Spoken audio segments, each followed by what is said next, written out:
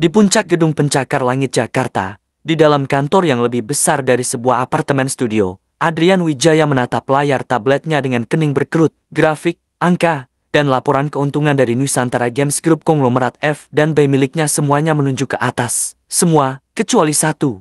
Restoran Senja Merah, andalannya, permata mahkotanya yang dulu paling bersinar, kini menunjukkan tren penurunan yang mengkhawatirkan. Bukan soal keuntungan, itu masih ada, tetapi ulasan pelanggan dan tingkat kepuasan karyawan anjlok selama 6 bulan terakhir. Manajer regionalnya, Pak Budi, selalu memberikan laporan yang bagus, menyalahkan persaingan ketat atau tren pasar yang berubah. Tapi intuisi Adrian, intuisi yang telah membangun kerajaannya dari nol, mengatakan ada sesuatu yang lebih dari itu. Aku tidak bisa memimpin dari Menara Gading ini, gumamnya pada dirinya sendiri. Aku harus melihatnya dengan mata kepalaku sendiri. Sebuah ide gila yang terinspirasi dari acara televisi yang pernah ditontonnya, mulai terbentuk. Dia tidak akan datang sebagai CEO yang melakukan inspeksi mendadak. Tidak, dia akan datang dari bawah. Agus melapor untuk hari pertamanya sebagai pelayan magang di Senja Merah. Adrian telah menukar setelan jas seharga puluhan juta rupiah dengan kemeja seragam yang agak kaku, rambutnya yang biasanya tertata rapi sengaja dibuat sedikit berantakan, dan kacamata berbingkai tebal yang bukan resepnya bertengger di hidungnya. Hanya direktur perusahaan kepercayaannya yang mengetahuinya. Dia disambut oleh seorang pelayan senior bernama Sera, seorang wanita berusia akhir 30-an dengan senyum lelah namun tatapan mata yang tajam. Agus, ya, dengar, di sini gerakannya cepat, jangan menghalangi jalan, catat pesanan dengan benar, dan jangan pernah biarkan gelas pelanggan kosong. Paham, katanya tanpa basa-basi. Paham, Mbak, jawab Adrian, mencoba terdengar sedikit gugup dan bersemangat. Peran yang tidak terlalu sulit dimainkan saat ini. Hari pertama adalah neraka. Adrian, yang terbiasa menandatangani kesepakatan miliaran, kini kewalahan dengan sistem pemesanan di tablet yang sering macet dan permintaan pelanggan yang tiada henti. Dia menumpahkan air ke meja, salah mencatat pesanan, dan hampir tersandung nampan berisi piring kotor lebih dari sekali. Dia bisa merasakan tatapan jengkel dari beberapa rekan kerjanya dan desahan pasrah dari Mbak Sera. Di tengah kekacauan jam makan siang, dia melihat Pak Budi, sang manajer, keluar dari kantornya. Dia tidak membantu di lantai yang sibuk. Sebaliknya, dia berjalan ke area bar, mengambil segelas minuman, dan menegur seorang bartender muda karena menggunakan terlalu banyak es batu, menyebutnya pemborosan. Malam itu, saat restoran sedikit lebih tenang, Adrian membantu Mbak Sera membersihkan meja. Kakinya sakit, punggungnya pegal, perasaan yang sudah lama tidak ia rasakan. Mbak Sera sudah lama di sini? Tanya Adrian. Mencoba memulai percakapan, Sera menghela napas. Hampir 10 tahun, sejak restoran ini pertama kali buka. Dulu tempat ini berbeda bagaimana? Dulu, kita seperti keluarga, mendiang Pak Tirtayasa, pemilik sebelum perusahaanmu mengambil alih. Dia kenal nama semua orang, dia bahkan tahu nama anak-anak kita. Kualitas adalah segalanya, daging rendang harus dimasak 8 jam. Tidak kurang, bumbu harus diracik di sini. Bukan dikirim dalam bentuk pasta dari pusat. Sekarang, ia berhenti sejenak, melirik ke arah kantor manajer. Sekarang yang penting hanya angka, potong biaya di sana-sini. Itu adalah pencerahan pertama Adrian. Keputusan efisiensi yang ia setujui di ruang rapat, yang terlihat logis di atas kertas seperti sentralisasi produksi bumbu, ternyata mematikan jiwa dari restorannya. Selama beberapa hari berikutnya, Agus menjadi pengamat yang diam. Dia melihat bagaimana para koki di dapur berjuang dengan bahan-bahan berkualitas lebih rendah. Dia mendengar keluhan pelanggan tentang rasa sate Marangi yang tidak nendang seperti dulu.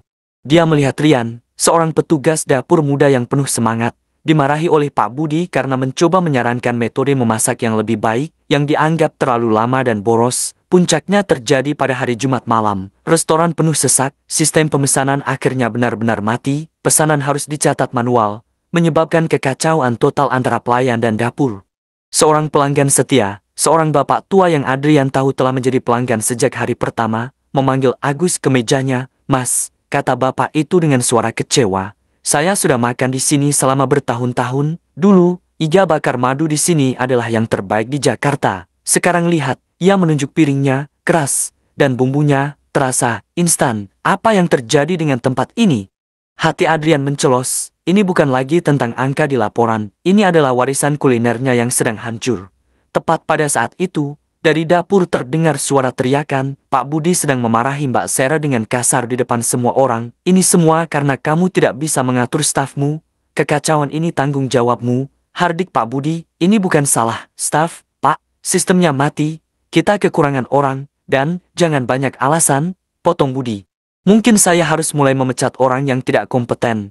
Dimulai dari kamu dan si anak baru yang lamban itu, katanya sambil menunjuk Adrian. Cukup sudah.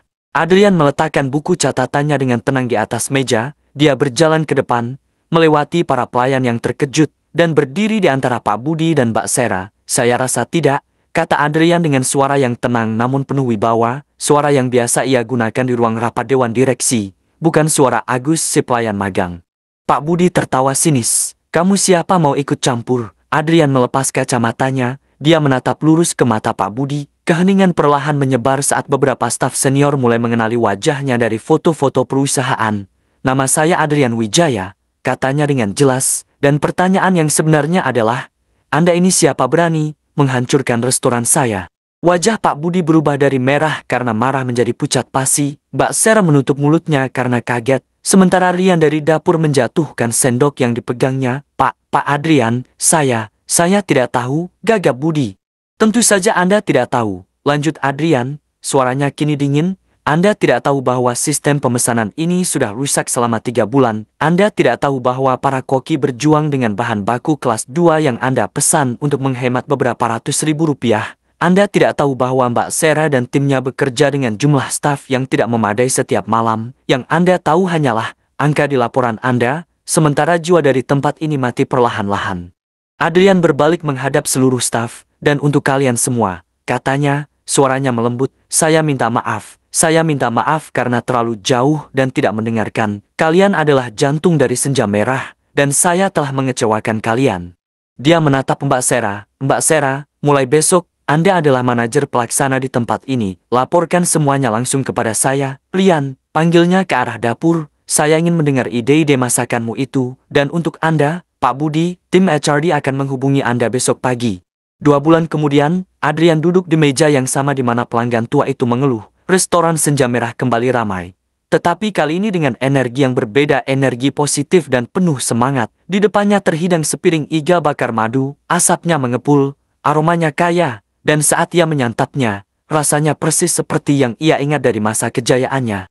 Mbak Sera, yang kini menjadi manajer, menghampirinya dengan senyum tulus. Bagaimana, Pak? Adrian tersenyum lebar. Sempurna, persis seperti seharusnya. Dari pengalamannya sebagai Agus, Adrian tidak hanya menyelamatkan satu restoran, dia mengubah cara dia memimpin seluruh perusahaannya.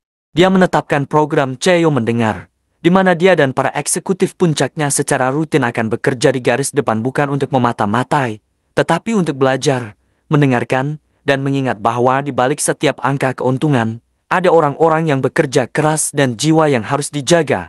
Dia belajar pelajaran paling berharga bukan di ruang rapat, tetapi di lantai restoran yang sibuk, bahwa untuk memimpin dari atas, terkadang Anda harus melayani dari bawah.